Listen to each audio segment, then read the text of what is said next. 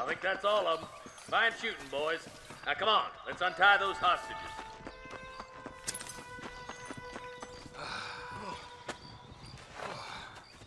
Thanks, Marshal.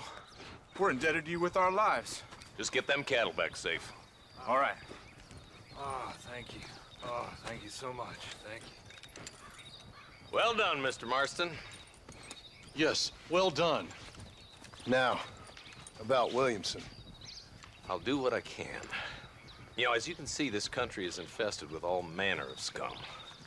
Say that again. Well, one other thing, Marston. Mr. Johnson, sir.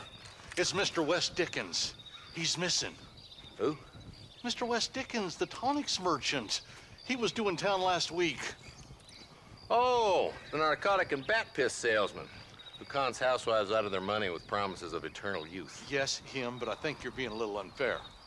He's helped a great many of the county, and many of the townsfolk are really missing him. You hear that, Marston? We just butchered a gang of thieves, and the town is up in arms about a missing snake oil merchant.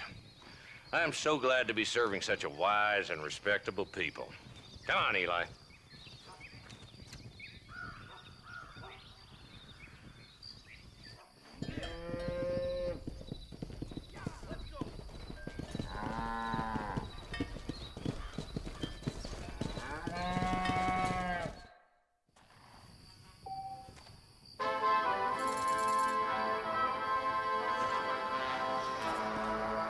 So, trotz kleiner Anlaufschwierigkeiten haben wir es geschafft, hier die Viehherde zu retten und der Bollard-Bande einen schweren Schlag zu versetzen. Und jetzt wollen wir doch mal gucken, was wir hier noch so an nützlichen Gegenständen finden. So, hier so ein bisschen Munition und ein bisschen leichten Schänden, ist ja nie schlecht. Alles mitnehmen, was geht. Und mit ein bisschen Glück finden wir hier vielleicht auch noch eine Truhe irgendwo und haben da nochmal die Möglichkeit... Oh, hier haben wir noch eine Leiche. Haben da nochmal die Möglichkeit, ein bisschen Geld oder sonstiges zu kassieren. Da steht schon eine. Die wollen wir bestimmt nicht hier lassen. Die Jungs von der Bande können da eben nichts mehr mit anfangen. So. Soweit, so gut. Und wie ich sehe auf der Karte, haben wir einen neuen Auftrag, beziehungsweise Auftragsgeber. Das dürfte ja dann wohl der Händler von den Schlangenöl, Tonikums und sonstigen Sachen sein. Was hat der Marshall noch gesagt? Ah ja, Fledermauspisse, ganz lecker. Nigel West Dickens. Wir befinden uns gerade hier. Oh, wir sind ganz nah an McFarlane's Ranch. Und dann würde ich mal sagen, bevor wir uns hier um den netten Herrn Dickens kümmern, werden wir erstmal bei der Farm vorbeigucken, nochmal auf unserer Butze speichern und mal gucken, was Bonnie so als nächstes noch für uns hat, Schönes. Ja, dann holen wir mal unseren Gaul her. Ach, der stand schon da, angebunden, hat sich selber dahingestellt und angebunden. Erste Sahne, so wollen wir es sehen. Und dann setzen wir uns hier mal einen Wegpunkt und bewegen uns zur Bonnie. Hier haben wir noch eine Leiche. Ja, die müssen wir jetzt nicht alle durchsuchen. Ich denke mal, Munition und so haben wir jetzt erstmal für die nächsten Abenteuer genug. Hey! Oh! Ja!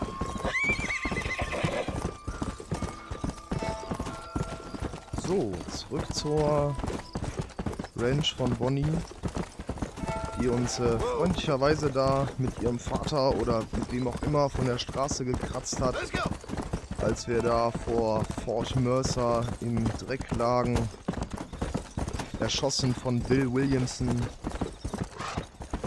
Mal sehen, ob wir ihnen noch was Gutes tun können, so als Zeichen der Dankbarkeit. Von Frauen und Hornvieh.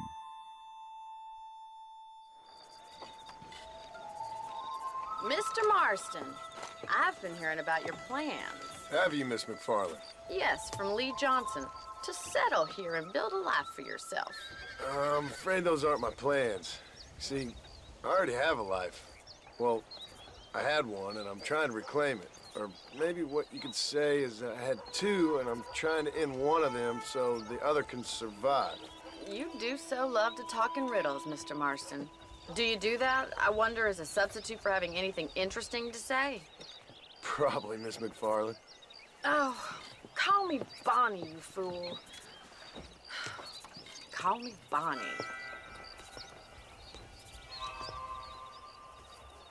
Miss McFarland, I'm married. I have a son. I had a daughter, but she died. Years before that, I rode in a gang. We robbed banks, trains, held people ransom. We killed people we didn't like. Bill Williamson was in that gang. Now, if I don't capture my former brother in arms, great harm will befall my family. Now, I don't suppose any of this is very interesting to you, but I hope it explains why I wasn't so eager to talk about it. No, I do understand. I had no idea. You poor man. Even in this new country, memories don't really fade. My father was an illiterate Scot born on a boat into New York. He never saw his homeland, but to hear him talk about it, you'd imagine he only ever ate haggis and wore a kilt. And he hated the English for what they had done to his great-grandparents that he'd never met. People don't forget. Nothing gets forgiven. That's true, especially when it comes to money. And you know, even now, after all his labors, my father's debts are still terrible. I worry every day about us losing the ranch. It would kill him. My father died when I was 8 years old. His eyes were, well, let's just say he was blinded in a bar fight south of Chicago. My mother died during childbirth. She was a prostitute and he was her, well, I don't know what he was. So I was sent off to an orphanage and ran away and fell in with a gang. My word. What a difficult life you've lived. The leader of the gang taught me how to read, taught me how to see all that was good in the world. He was a great man in a way. But you killed people. Sure. And I've suffered for it. And that's the life I left, or tried to leave.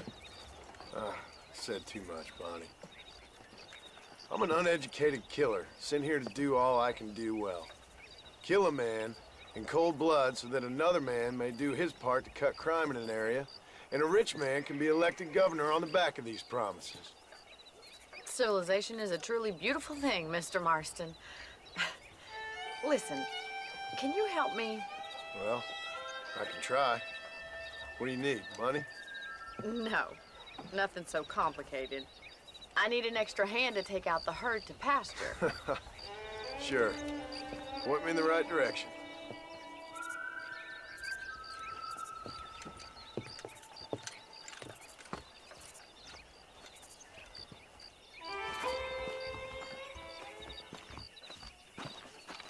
So, wir haben die Möglichkeit, Bonnie wieder ein bisschen zu unterstützen hier auf der Farm und ihr bei ihrer Herde zu helfen.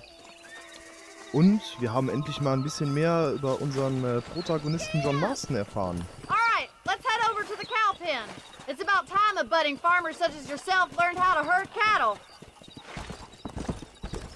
Mal sehen, was da noch so weiteres an Informationen kommt über unser vergangenes Leben. Thank you for telling me all that back there. It must have been hard for you.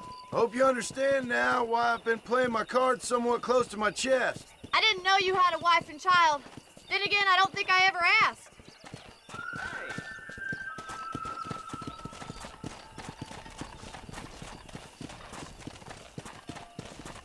So, dann wollen wir mal gucken, wie wir uns hier als Viehtreiber so machen. Ja. How do you do, sir? Nice job, Mr. Marston. Come on. He's got it. How are you today? That's Ja, it. wollen die Mistviecher sich auch bewegen? Oh, die eine will direkt hier ins Haus rein. Whoa there. Gucken, ob wir die auch noch hier zur Herde bekommen. Na komm, beweg dich. Los, los, los.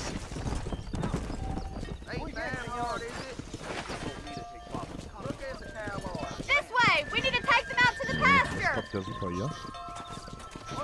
Die wollen sich auch irgendwie nicht so wirklich bewegen. Ja. So, jetzt geht's aber.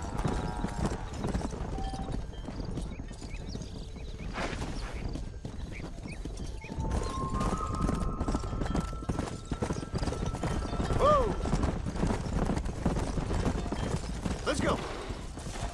Ja, kommt schon immer weiter da. Schön auf dem Weg bleiben. Bloß keine ausblitzen lassen. Hier. So up.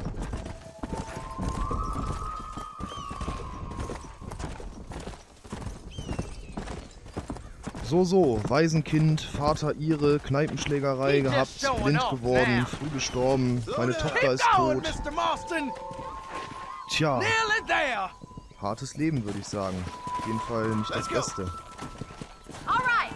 Mal sehen, ob sich jetzt hier alles zum Besseren wendet. Und ob wir langsam wieder die Möglichkeit finden, hier in dem rauen Land, im wilden Westen, ein normales Leben zu führen und unsere schlimme Vergangenheit so ein bisschen hinter uns zu lassen.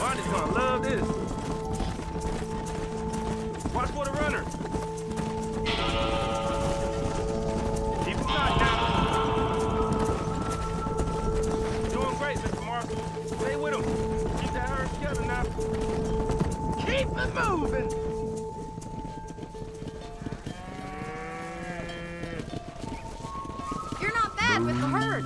Ranching might be your true calling, Mr. Marston. Either that, or you were a cow in a past life. Thank you, Miss McFarland. I'll see you later. I have work to do back at the ranch.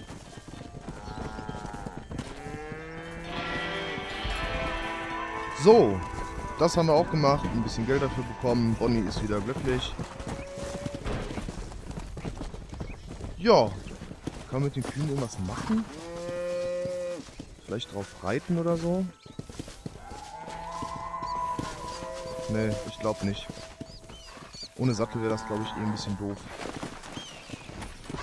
Dann wollen wir mal gucken. Wo bewegen wir als nächstes hin? Ich denke mal, da wir eh gerade hier sind und die Bonnie schon wieder Arbeit für uns hat, Menschenskinder, gucken wir mal, was wir da als nächstes machen können. Wobei ich denke, dass unsere Schuld mal so langsam beglichen sein sollte.